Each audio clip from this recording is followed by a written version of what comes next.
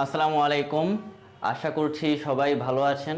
BBA টেরিটরির নতুন একটি online ক্লাসে আপনাদের সকলকে স্বাগত জানাচ্ছি। আমি মোহাম্মদ ইমরান শাহরিয়ার ইমন। যারা আমাদের ফেসবুক পেজ, প্রোফাইল, ইউটিউব চ্যানেলে এখনও সংযুক্ত হননি, আশা করছি আপনারা এই প্ল্যাটফর্মগুলোতে সংযুক্ত হয়ে আমরা যে রেগুলার ওয়েতে আমাদের ভিডিওগুলো আপলোড করছি, তো আশা করছি সবাই এই প্ল্যাটফর্মগুলোতে অ্যাড হয়ে আমাদের সাথে সংযুক্ত হয়ে যাবেন। তো আমরা মূলত বিগত ক্লাসগুলোতে ম্যাক্সিমাম ক্ষেত্রে আমরা ম্যাথ ক্লাসগুলো বিভিন্ন ম্যাথমেটিক্যাল ইকুয়েশন আমরা সলভ করেছি স্টেটের ক্ষেত্রে অথবা বিজনেস ম্যাথের ক্ষেত্রে। অনেকেই বলছিলেন যে স্যার থিওরি নিয়ে যদি কোনো ক্লাস নিতেন অথবা থিওরি সম্পর্কে যদি কিছু বলতেন, কারণ বিবিএতে দেখা যায় যে ম্যাক্সিমাম ক্ষেত্রেই থিওরি কোর্সের সংখ্যা তুলনামূলক বেশি থাকে।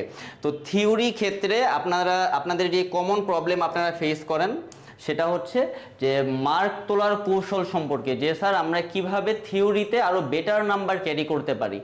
তো এই ক্ষেত্রে অনেকগুলো টেকনিক আছে আপনার বেটার নাম্বার ক্যারি করার জন্য। যদি আমি শুরুতে সংক্ষেপে আপনাদেরকে বলি, প্রথম যে বিষয়টা আপনারা খেয়াল করবেন সেটা হচ্ছে যে কোনো একটা থিওরি কোশ্চেন শুরুই হয় সংজ্ঞা দিয়ে, যে আপনার কাছে কোনো একটা পার্টিকুলার কোশ্চেনের ডেফিনেশন জানতে চাওয়া হয়।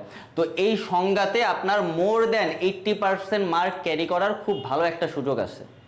যেমন মনে করেন সাপোজ আপনার কাছে জানতে চাইলো অর্থনীতি সম্পর্কে, যে অর্থনীতির সংজ্ঞা দাও, তখন আপনি কি করবেন? প্রথমেই নিজের ভাষায় অর্থনীতির সংজ্ঞা যেটা সেটা নিজের ভাষায় উপস্থাপন করার চেষ্টা করবেন। এরপরে আপনি যেটা করবেন সেকেন্ড পার্টে, সেটা হচ্ছে কোনো একজন মনীষী সেই অর্থনীতি সম্পর্কে কি বলেছেন, হতে পারে অধ্যাপক মার্শাল, হতে পারে রবিন্স, উনি কি বলেছেন এই মনীষীর সংজ্ঞাটা আপনি তখন সেকেন্ড স্টেজে তার সংজ্ঞাটা আপনি হুবহু দেওয়ার চেষ্টা করবেন, একদম হুবহু উনি যেভাবে বলেছেন, কোট অ্যান্ড কোট। আচ্ছা, থার্ড যে বিষয়টা আপনি করবেন সেটা হচ্ছে লাস্টে এই সংজ্ঞাটার আলোকে বৈশিষ্ট্য তুলে ধরার চেষ্টা করবেন।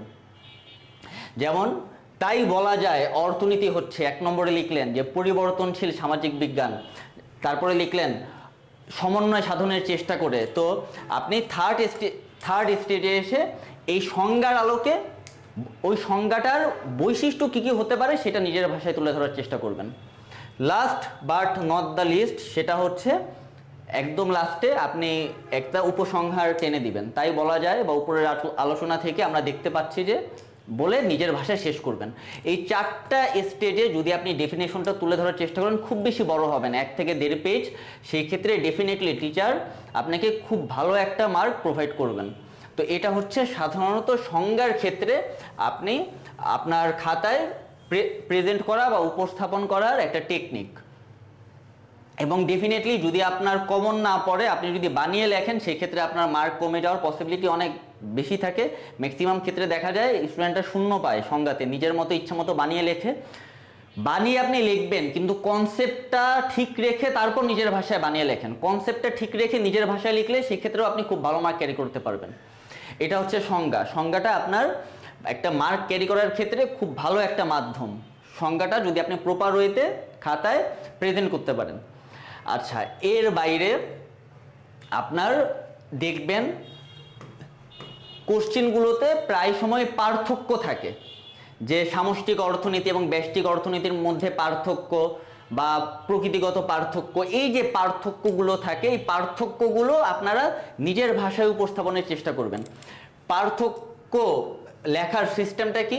প্রথমে লিখবেন পার্থক্যের ধরন, এখানে হবে পার্থক্যের ধরন, তারপরে লিখবেন সামষ্টিক অর্থনীতি, ব্যষ্টিক অর্থনীতি। পার্থক্যের ধরন লিখে তারপর আপনি নিচে খুব ভালোভাবে বক্স করার চেষ্টা করবেন। এবং এই পার্থক্য যদি 4 বা 5 নম্বরের জন্য থাকে, আপনি 7টা বা 8টা পয়েন্টে পার্থক্য দেওয়ার চেষ্টা করবেন এবং আপনার টাইমও সেভ হয়। পার্থক্য যখন আমরা লিখি খুব বেশি লিখতে হয় না, বক্সের মধ্যে আপনি 7টা বা 8টা পয়েন্ট লিখলে এটা আপনার জন্য টাইম সেভিং একটা কোশ্চেন। তো পার্থক্য দিলেও টিচাররা ম্যাক্সিমাম ক্ষেত্রে আপনি যদি কারেক্ট ওয়েতে অ্যান্সার করতে পারেন, 80-90% মার্ক আপনি খুব ভালোভাবেই ক্যারি করতে পারবেন।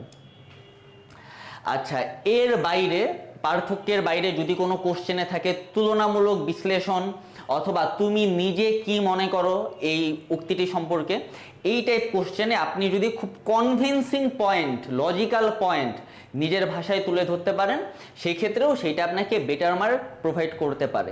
আপনারা যখন পয়েন্ট লিখেন, পয়েন্ট 1 2 3 বা এরকম পয়েন্ট আকারে লিখেন, চেষ্টা করবেন পয়েন্টটা অপেক্ষাকৃত একটু বড় ফন্টে লেখার।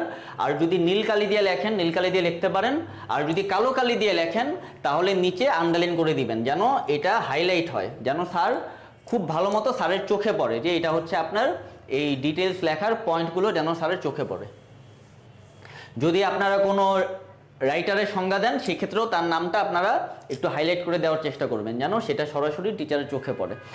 এর বাইরেও আরও অনেক কোশ্চেন থাকতে পারে, যেমন সংজ্ঞার কথা বললাম, বা এরকম অনেক কোশ্চেন যেটা আপনার চোখে পড়লে মনে হতে পারে যে এই কোশ্চেনটা যদি আমি অ্যান্সার করি, মানে এটা টু দ্য পয়েন্টে আমার কাছে অ্যান্সার জানতে চেয়েছে। তো এই টাইপ কোশ্চেন আসলে যে এটা কি তুমি যুক্তিযুক্ত মনে করো, যদি মনে করো তাহলে নিজের ভাষায় ব্যাখ্যা করো। তো এই টাইপ কোশ্চেনগুলো আপনারা স্কিপ করবেন না। অনেকেই আছে যে খুব সহজ কোশ্চেন, যেগুলো পরীক্ষায় আসার মতো কোশ্চেন পড়ে গেছে, তো ওইটা আসলে হুবহু লেখে, বা ওইটা আসলে তারা অনেক ডিটেলস আকারে লেখার চেষ্টা করে, ওই টাইপ কোশ্চেনের নাম্বারটা কম আশা করবেন, কারণ ম্যাক্সিমাম স্টুডেন্ট সেগুলো অ্যান্সার করে। যেই স্টুডেন্টগুলো একটু ডিফারেন্ট টাইপ কোশ্চেন অ্যান্সার করার চেষ্টা করে বা নিজের ভাষায় যুক্তি উপস্থাপন করার চেষ্টা করে, তারা মূলত থিওরিতে একটা বেটার নাম্বার, মানে তারা একটা বেটার নাম্বার তারা ক্যারি করতে পারে। তো এটা হচ্ছে আপনাদের রিটেন পার্টের জন্য একটা ওয়ে, যে আপনি রিটেন পার্টে কিভাবে বেটার ওয়েতে অ্যান্সার প্রোভাইড করতে, মানে অ্যান্সার করতে পারেন।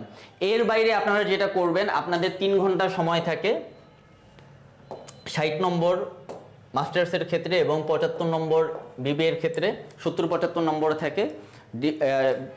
সাত কলেজ ছাড়া ন্যাশনাল ভার্সিটি বা অন্য প্রাইভেট ভার্সিটির ক্ষেত্রে নাম্বারটা কিছু কম বেশি হয়। তো আপনারা যেটা করবেন, পরীক্ষার হলে যাওয়ার আগেই এই 3 ঘন্টা সময়কে ইকুয়াল ওয়েতে ডিস্ট্রিবিউট করে নেবেন। যে আমার যদি এখানে 6টা বা 7টা কোশ্চেন অ্যান্সার দেওয়া লাগে, বা 8টার মধ্যে যদি 5টা কোশ্চেন অ্যান্সার দেওয়া লাগে, এই 180 মিনিট 5টা কোশ্চেনে, তাহলে আমার এক একটা কোশ্চেনের জন্য কতটুকু সময় বরাদ্দ আছে। আমরা অনেক সময় যেটা করি যে একটা কোশ্চেনে আমার সময় বরাদ্দ ঘড়ির হিসাবে 30 মিনিট, কিন্তু আমি প্রথম কোশ্চেন 40 মিনিট 50 মিনিট ধরে দিচ্ছি, দেওয়ার পর শেষ কোশ্চেন আমি মাত্র 10 মিনিটে দিচ্ছি। তো এরকম হলে আপনার নাম্বার, ভালো নাম্বার ক্যারি হবে না। প্রথম কোশ্চেন 30 মিনিট আপনার জন্য বরাদ্দ ধরে নিলাম, সেক্ষেত্রে 32 মিনিট বা সর্বোচ্চ 35 মিনিট আপনি নিতে পারেন। এর বেশি নিলে আপনার ওভারঅল গ্রেডটা ভালো আসবে না। তো আপনাকে যেটা করতে হবে, প্রত্যেকটা কোশ্চেন, আমি বারবারই বলি যে আপনার 4 বছরের বিবিএ কোর্সে সিজিপিএটা, যেটাকে আমরা বলি কিউমিউলেটিভ একটা গ্রেড, এই গ্রেডটা পাওয়ার জন্য প্রত্যেকটা কোর্সের একটা ইকুয়াল কন্ট্রিবিউশন থাকতে হয়। একইভাবে আপনার একটা কোর্সে ভালো একটা গ্রেড পাওয়ার জন্য প্রত্যেকটা কোশ্চেনের একইভাবে একটা ইকুয়াল কন্ট্রিবিউশন থাকতে হয়। আপনি 1 নাম্বার কোশ্চেন খুব ভালো লিখছেন, লিখে আপনি 80% মার্ক পাইছেন, আর শেষের কোশ্চেন 5 নাম্বার বা 6 নাম্বার কোশ্চেন আপনি লিখতে পারেন নাই, ছেড়ে দিয়ে আসছেন, 20 বা 30% মার্ক পেয়েছেন। তো এই ক্ষেত্রে ওই একটা কোশ্চেন আপনার ওভারঅল নাম্বার নিয়ে আপনার হচ্ছে আপনার নাম্বারটাকে টেনে নিচের দিকে নিয়ে আসবে। আপনি 5টা কোর্সের মধ্যে 4টা কোর্সে ভালো নাম্বার পেলে, একটা কোর্সে খারাপ করলে ওভারঅল সিজিপিএ কিন্তু অনেকখানি নিচে নেমে আসে। তো এই ক্ষেত্রেও আপনাদের যে বিষয়ে সচেতন হওয়া দরকার, সেটা হচ্ছে প্রত্যেকটা কোশ্চেন যেন আপনারা প্রপার ওয়েতে অ্যান্সার করতে পারেন। আচ্ছা, এখন আমরা একটা কোশ্চেন আমরা স্যাম্পল আকারে দেখব, যে যদি আমাদের পরীক্ষায় আসে সেই ক্ষেত্রে আমরা কিভাবে অ্যান্সার করতে পারি। সাপোজ অর্থনীতি বলছিলাম, যে অর্থনীতি নিয়ে একটা কোশ্চেন আসলো, এটা একটা স্যাম্পল আকারে, যে কোনো কোশ্চেনের জন্যই এই স্যাম্পলটা আপনারা মানে এই প্রয়োগটা বা এই ফরম্যাটটা আপনারা ব্যবহার করতে পারেন। সাপোজ আসলো যে অর্থনীতির সংজ্ঞা, অর্থনীতির সংজ্ঞায় কি বলা হচ্ছে, সাপোজ আপনি নিজের ভাষায় লিখছেন যে অর্থনীতি হচ্ছে একটি পরিবর্তনশীল সামাজিক বিজ্ঞান, যা মানুষের অসীম অভাব এবং বিকল্প ব্যবহারযোগ্য সীমিত সম্পদের মধ্যে সমন্বয় সাধনের কার্যাবলী পর্যালোচনা করে। আচ্ছা, আমরা যারা ডেফিনেশন মুখস্থ করতে ভয় পাই বা ডেফিনেশন মুখস্থ করতে চাই না, তাদের জন্য বলছি, আপনি মুখস্থ করার থেকে কোন বিষয়গুলোর উপর ফোকাস করলে আপনার জন্য মনে রাখা সহজ, সেই বিষয়টা আপনি মাথায় নেবেন। যে আমি এটা পুরোপুরি মুখস্থ না করে স্টিল আমি কিভাবে নিজের ভাষায় লিখতে পারি। একটু আগে বলছিলাম আপনি বানিয়ে লেখেন, কিন্তু যদি সেটা লজিকের মধ্যে থেকে অথবা পয়েন্টের মধ্যে থেকে বানিয়ে লেখেন, you will get very good mark. তো দেখেন আপনারা কোন কোন পয়েন্টের উপর ফোকাস করবেন এই সংজ্ঞাটার ক্ষেত্রে। প্রথমে দেখেন পরিবর্তনশীল সামাজিক বিজ্ঞান, পরিবর্তনশীল সামাজিক বিজ্ঞান।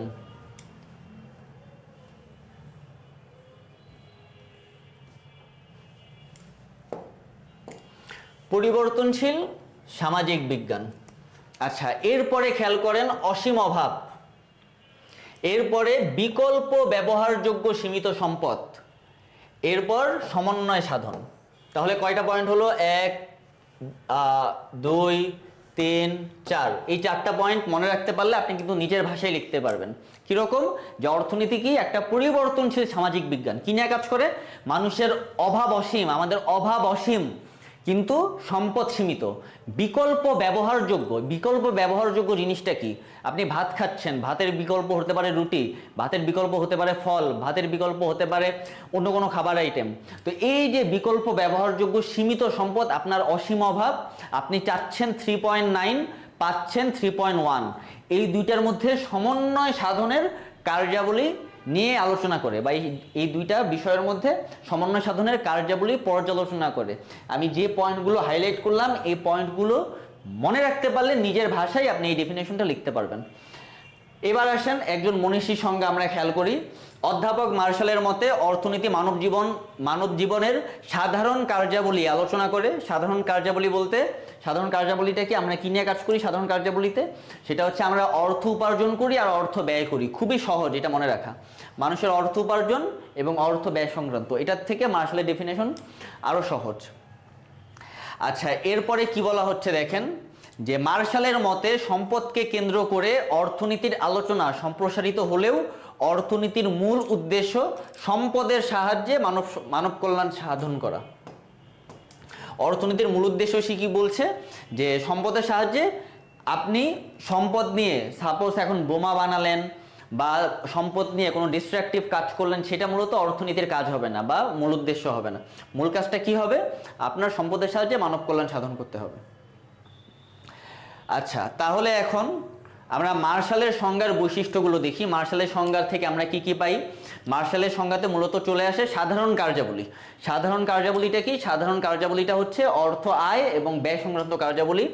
বস্তুগত দ্রব্য, কোনো একটা বস্তু নিয়ে কাজ করবে। যদিও এখন সেবা চলে আসছে, তার সংজ্ঞাটা একটু অবসোলেট, একটু প্রাচীন, কিন্তু সে তার সংজ্ঞাতে মূলত বস্তুগত দ্রব্যের উপর প্রায়োরিটি দিয়েছিল।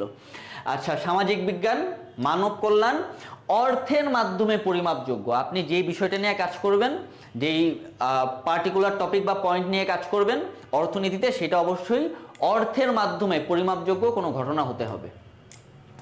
তো এই ছিল মার্শালের সংজ্ঞার বৈশিষ্ট্য। এরপরে যদি আমরা রবিনসের সংজ্ঞাটা খেয়াল করি, যে অধ্যাপক রবিনসের মতে অর্থনীতি হচ্ছে এমন একটি বিজ্ঞান যা মানুষের অসীম অভাব এবং বিকল্প ব্যবহারযোগ্য দুষ্প্রাপ্য উপকরণ সমূহের মধ্যে সমন্বয় সাধনের কার্যাবলী নিয়ে আলোচনা করে। একটু আগে আমরা নিজেরা যে ডেফিনেশনটা দেখে এসেছিলাম, অনেকটা এটার সাথে মিলে যায়। তো এখানে দেখেন, একটু আগে আমি আপনাদের এই পয়েন্টগুলো মার্ক করে দিয়েছিলাম, যে অসীম অভাব, সীমিত সম্পদ, সমন্বয় সাধন, সম্পদের বিকল্প ব্যবহার, অভাবের আপেক্ষিক গুরুত্ব নির্ণয়। আপেক্ষিক গুরুত্বটা কি? প্রথমে অত্যাবশ্যকীয়। অত্যাবশ্যকীয় কি জিনিস? মনে করেন আমাদের যে 5টা মৌলিক অত্যাবশ্যকীয় উপাদান, খাদ্য, বস্ত্র, বাসস্থান, শিক্ষা, চিকিৎসা, এগুলো হচ্ছে অত্যাবশ্যকীয়। আরামপ্রদ, আরামপ্রদ কি? যেগুলো আমাদের না হলেই না। মোবাইল ফোনটা আমাদের জন্য আরামপ্রদ। টিভি, ফ্রিজ, ফ্যান, এগুলো হচ্ছে আমাদের জন্য আরামপ্রদ। বিলাসবহুল, এখন আপনার নিজস্ব একটা ফ্ল্যাট দরকার, নিজস্ব একটা বাড়ি দরকার, গাড়ি দরকার, সেগুলো হচ্ছে আমাদের জন্য বিলাসবহুল। এটা হচ্ছে আপেক্ষিক গুরুত্ব, মনে রাখবেন। আপেক্ষিক গুরুত্বে ফার্স্ট প্রায়োরিটি হচ্ছে অত্যাবশ্যকীয়, তারপর আরামপ্রদ, তারপর বিলাসবহুল। তারপর নিজের ভাষায় একটা ডেফিনেশন টেনে দিবেন, যে তাই বলা যায়। উপরের আলোচনা থেকে আমরা দেখতে পাচ্ছি যে অর্থনীতি মূলত কি নিয়ে কাজ করে, এই বিষয়ে নিজের ভাষায় আপনি লেখার চেষ্টা করবেন।